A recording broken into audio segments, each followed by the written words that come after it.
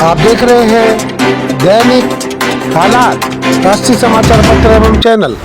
All India journalist welfare association की मेरठ शाखा का कार्यालय का उद्घाटन नोएडा में किया गया। आप देख रहे हैं दैनिक हालात news. Anchor Bindesh Chaturvedi, report Devnath Mishra एवं राजेश गुप्ता। मैं उम्मीद करूंगा कि सभी पत्रकार साथी मिलकर सहयोग करेंगे। अक्सर देखा गया है कि तमाम विभागों के लोग किसी भी मामले को लेकर एकजुट हो जाते हैं, लेकिन एक पत्रकार जो कि जमीनी स्तर पर जमीन से जुड़ा हुआ हर आदमी की आवाज़ प्रशासन तक पहुंचाने का काम करता है, वो ही न्याय से वंचित रह जाता है। अक्सर देखा गया है कोई पत्रकार अपने बच्चे के एडमिशन को लेकर स्कूल में जाता है तो उसे दर दर की ठोकरें खानी पड़ती हैं, जिसके चलते आज हम इनका स्वागत करेंगे। और हमें गर्व होना चाहिए कि एक एसोसिएशन ऐसी भी है जो पत्रकारों के हक को और अधिकारों के लिए लड़ाई करेगी और संघर्ष करेगी, जिससे कि पत्रकारों को न्याय मिले। और सभी पत्रकार बंधुओं से मैं अनुरोध करूंगा कि कभी भी किसी पत्रकार के साथ कोई घटना घटित होती है तो उसको कभी भी नज़रअंदाज ना करें। आप और विभागों को और महकमे को ध्यान से देखिए, उनमें कितनी एकता है, जिनके खिलाफ आप आज भी संघर्ष करते रहते हैं। लेकिन यदि आपके साथ कुछ होता है तो कितने लोग आपके साथ खड़े हैं, ये बहुत ध्यान देने वाली बात है। तो मैं उम्मीद करूंगा इस एसोसिएशन से भी और पूरी टीम से और आशु गुप्ता जी से भी कहना चाहूँगा कि पत्रकारों के अधिकारों का हनन ना होने दिया जाए। और इस जो एसोसिएशन है इसके अंदर इतना बल होना चाहिए, इतनी सक्षम होनी चाहिए, जिससे कि कभी भी पत्रकार न्याय से वंचित ना रहे। जय हिंद। ठीक है कि आज एक हमें प्लेटफॉर्म मिला है कि जहाँ पे हम पत्रकार आपस में मिलके एक दूसरे की समस्याओं को जिक्र कर पाए, उसको हल कर पाए, उसका कोई समाधान ढूंढ पाए। क्योंकि अदरवाइज पत्रकार बेचारे कोई कहीं अथॉरिटी में, कोई पुलिस में, कोई अपना स्कूल में ऐसे ही चक्कर काटता रहता है, धक्के खाता रहता है, लोगों की खबरें देता रहता है उसकी, लेकिन कोई पूछ करने वाला कोई नहीं, उसको पूछने वाला कोई नहीं होता। एटलीस्ट हमारे बल, हमारे जो एकता है, जो हमारी ऑर्गेनाइजेशन, जब पत्रकार हैं, हमें एकता रहे, एक दूसरे की हेल्प कर रहे हैं ताकि हम इस चीज़ को आगे ले जाएं। और तभी हम देखो उनका आगे का कैरियर उनका ही नहीं, उनके फैमिली के लिए हम तभी कर पाएंगे जब वो अपने सुरक्षित रहेंगे, एकजुट रहेंगे। तो आपके विचार मुझे बहुत अच्छे लगे और ये जो ऑर्गेनाइजेशन का हम मेन मोटो लेके चल रहे हैं, मैं आशा करता हूँ कि आप इसके ऊपर हमने बातचीत काफ़ी कर ली, अब इसके ऊपर काम भी किया जी, क्योंकि कुछ करेंगे हम तभी लोग हमारे साथ और जुड़ेंगे, तभी उनके मन में विश्वास आएगा, वो अपने आप फिर हमें बुलाना नहीं पड़ेगा, खुद ही आके हमारे साथ खुद जुड़ते रहें। धन्यवाद। और जो बड़े भाई लोग बोल रहे हैं ना, बहुत बढ़िया बात बोल रहे हैं कि आगे भी इस पे हमें काम करना चाहिए, क्योंकि पत्रकार का साथ मुझे लगता है एक पत्रकार दूसरे पत्रकार का साथ कभी नहीं देता है, जहाँ तक मैं जानता हूँ। ठीक है, उनका सिर्फ पीछे से उनकी टांग खींची जाती है और कुछ भी नहीं करते हैं। लेकिन हमें जब इस एसोसिएशन ने जोड़ा है तो हम सबको साथ मिलकर साथ चलते हैं, यही हमारी सबसे रिक्वेस्ट है। और आधार भी है, सब कुछ हमें अपने आप से करना है। बिल्कुल।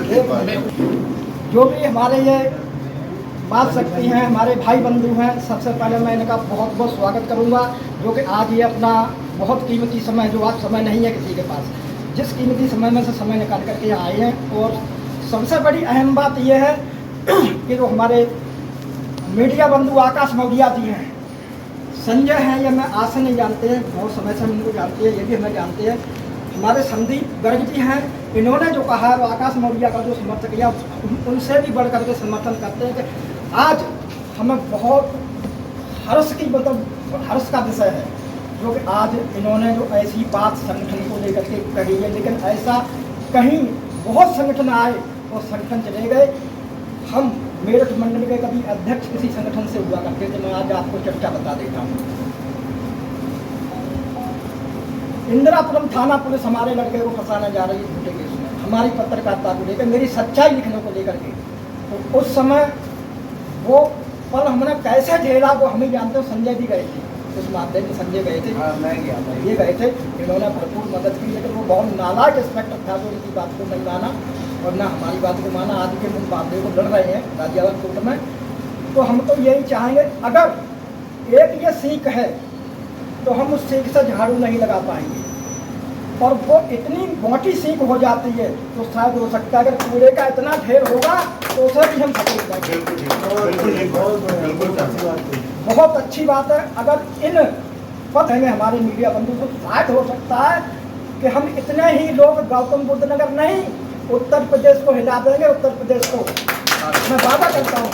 अतः हम हाथ जोड़ करके, हमारी छोटी सी उम्र रह गई है, मैं इस उम्र के लिए मैं सबसे रिक्वेस्ट करूँगा कि हमारी देश के जो भविष्य बैठे हैं, ये हमारी भविष्य है हमारे देश के, जो पत्रकारिता लाइन में उन्होंने बीड़ा उठाया समाज की सेवा के लिए, तो इन्हें जो सुविधाएं नहीं मिल रही हैं तो हम एकजुट होकर के, चाहे वो नोएडा प्रशासन हो, चाहे वो गाजियाबाद प्रशासन हो और चाहे वो मेरठ मंडल प्रशासन हो, जिन्होंने मेरठ मंडल का अनुभव, जो हमारे संस्थापक कौन होंगे हमें नहीं मालूम, हमें नॉलेज नहीं है। कायदा ये कहता है कि मंडल का पद, जैसे मान लो इन्होंने उपाध्यक्ष दिया, इनको जिला उसका मंडल अध्यक्ष का पद दिया, तो कायदा ये कहता है कि इसका बायोलॉजी का संविधान इनके संज्ञान में होना चाहिए। अगर हमारे पास कोई पद है, चाहे वो मंडल अध्यक्ष का है, चाहे वो पत्रकार हूँ, हम जैसा आप जैसे वैसे मैं हूँ।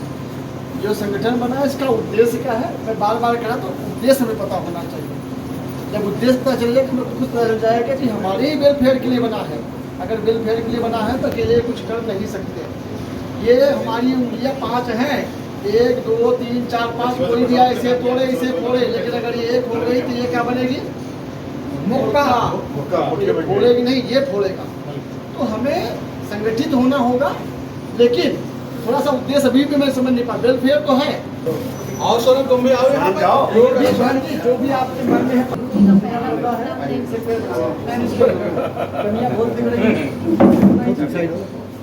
जरूर बहुत अच्छा बना है।